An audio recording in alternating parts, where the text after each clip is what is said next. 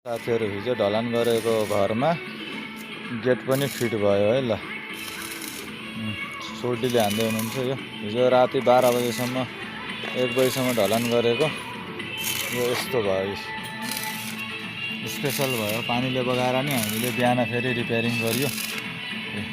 Get यस्तो भएको चाहिँ साथीहरु, यो घर चाहिँ रिपेयरिङको घर हो। यो चाहिँ यतापट्टिको चाहिँ नयाँ, यसमा कलर हानेकै छैन।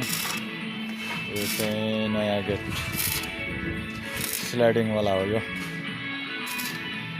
यो चाहिँ 12 घेरामा प्लेन सिट हालिदिएको। यो यस्तो राम्रो हुँदो रहेछ। यहाँनिर चाहिँ कोही चोरहरू पनि पस्न सक्दैन। यति गरिसकेपछि चाहिँ यहाँनिर माथि भालाहरू टक्क टक्क छ। यहाँनिर चाहिँ भालाहरू तपाईहरुले पनि यसरी नै लाउन सक्नुहुन्छ है साथीहरु। च्याट्ट लाएर त्यता पनि त्यस्तै छ, यहाँ पनि यस्तो छ। उता पर भित्र चाहिँ खाली देखिरहेको, त्यहाँ पनि यहाँ राम्रो छ। खै तार लाउनु त ग्यारेन्टरको।